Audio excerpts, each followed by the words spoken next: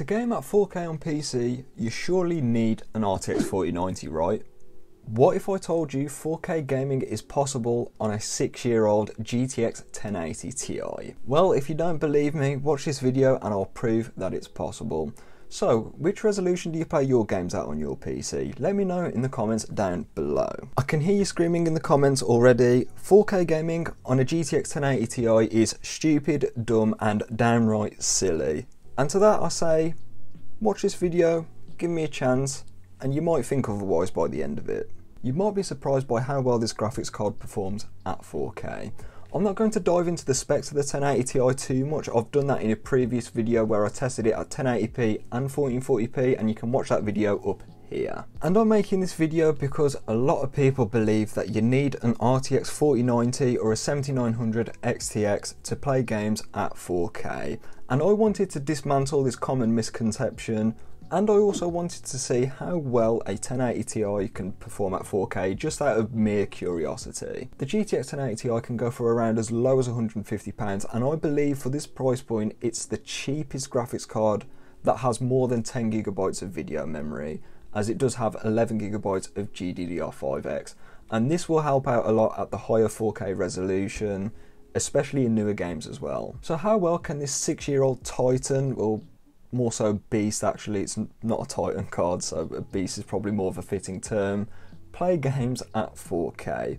To find out, I'll put it into my test bench system, which has an Intel Core i5-12400F, 32GB of dual rank, dual channel, 3200MHz DDR4 memory, an MSI B660-A Pro motherboard, and a Sabrent 1TB NVMe Gen 3 SSD. All games have been tested at 4K, so that's 3840 by 2160, with no FSR 2.1 upscaling, as a lot of older games won't even have it in them, so it's just the raw 4K performance figures today. So let's see how well the 1080 Ti gets on in 2023. First game up today is GTA 5, and this game is actually now 10 years old, which makes me feel very old because I remember pre-ordering this for the Xbox 360. However, it looks way better now than what it did back then, because at 4K with a very high preset, the 1080 Ti performed very well here. I also didn't enable 2x MSAA like usual, because at 4K you don't really need to. Anti-aliasing doesn't make that big of a difference at 4K, and it isn't really necessary if I'm honest. However, performance is great with 85 FPS on average, with 76 FPS for the 1% low. The game looks great even though it's 10 years old, and the performance is also great too. If you're playing with a 1080 Ti at 4K, odds are you've got a 60Hz panel, so yeah, this performance is totally fine. Next game up is Doom Eternal, and I really wanted to test the memory bandwidth on the 1080 Ti here, because Doom Eternal is very memory bandwidth intensive. But with the Nightmare preset, the 1080 Ti fared pretty well here, getting 88 FPS on average with a 1% low of 67 FPS. This is great performance. You'd probably want a bit more though if you want to play Doom, because it is a first person shooter and you might want a few more frames. But if you've got a 60Hz panel, the Nightmare preset is totally fine, and I see no issues with this because the game looks absolutely amazing with these settings at 4K. Next up is The Witcher 3, and I like to test this as it is an older game which has been updated, so it's quite relevant still, and it's a very good looking game if you crank the settings up a bit. However, I set it to DirectX 11, which I like to do with older graphics cards, and I set it to the medium preset, and I'm glad I did because it still looks pretty great. And the 1080 Ti got 68 FPS on average with a 1% low of 59 FPS. This is incredibly smooth performance, and if you just want to sit back, play games on your TV with your PC, with an Xbox controller or a PlayStation controller, The Witcher 3 looks absolutely incredible here, and you probably could get away with tweaking a few settings as well, but The Witcher 3 at 4K and a 1080 Ti, certainly playable. Next game up is Rockstar's Red Dead Redemption 2, and it's been a while since I've tested this, but I've developed some testing methodology here and I feel like I can test Red Dead Redemption 2 again. However, performance here was not bad with the middle balanced preset, so this is the balanced preset with the slider directly in the middle. But with Red Dead Redemption 2 I would recommend some graphics tweaking to get the most out of it. However, with the balanced preset, The 1080 Ti got 47 FPS on average with 38 FPS for the 1% low, so that's not bad performance right there at all. But is it the best performance in the world? No, not necessarily. This game does have FSR 2.1 support, so I would recommend enabling that, and that would get you closer to 60 FPS on average. And you could also do some tweaking to the settings as well.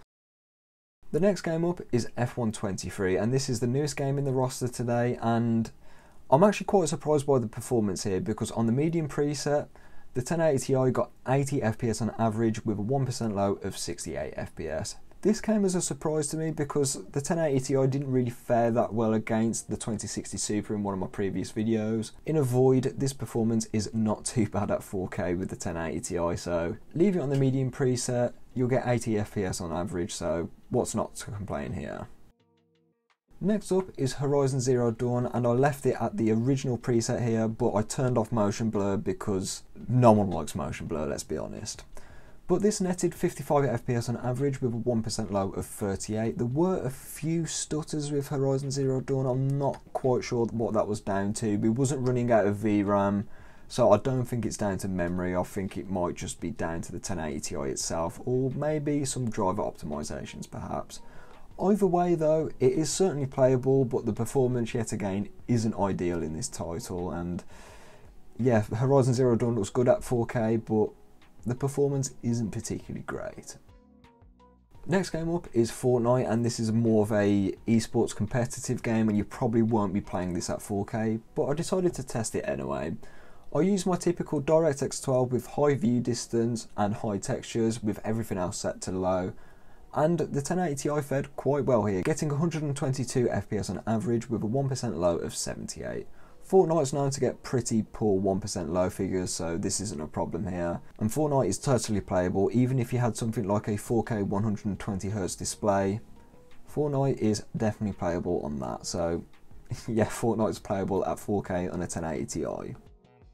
The next game up is Call of Duty Modern Warfare 2, and just like Fortnite, this is more of a esports competitive shooter, and even so, the 1080 Ti performed decently here. I set it to the minimum preset, but I kept high textures because that 11GB of VRAM is plenty enough for that. And this netted 65 FPS on average with 49 FPS for the 1% low, so performance, yet again, not bad, but not ideal. In competitive games like this, you want ideally at least 120 FPS, because that makes the game very smooth and very responsive, and that will help you in your gunfights in these games. But it's more of a console-like experience here, so if you wanted to plug in a controller and play it on your TV, Modern Warfare 2 is certainly playable.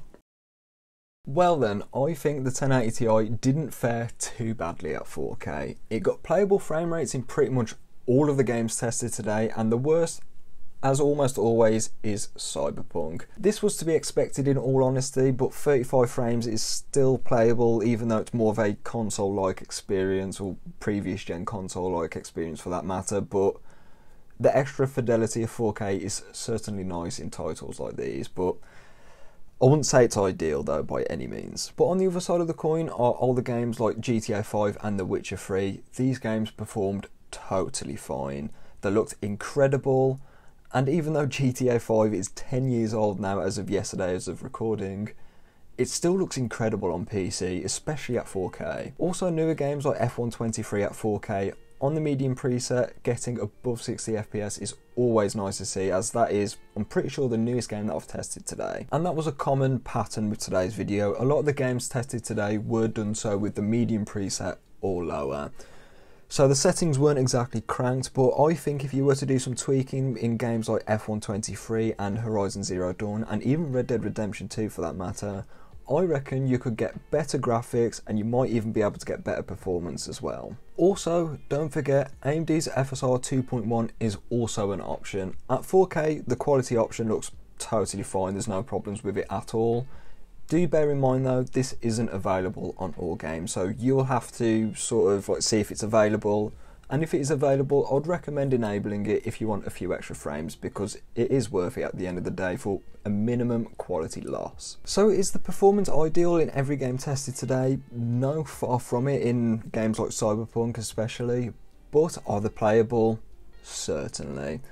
And this is sort of what you've got to weigh up when you're playing on a 6-year-old graphics card. The performance isn't going to be absolutely mind-blowing. You're going to need a more powerful graphics card for that. But for between 150 and 180 pounds, which you can get a 1080 Ti used for, I think this performance is actually pretty incredible. And let's be honest, do you really play the newest AAA games? Not that many people do, because in all fairness, the newer AAA games aren't particularly brilliant. So if you want to play older games, the 1080 Ti at 4K is totally fine. But would I recommend this graphics card at 4K?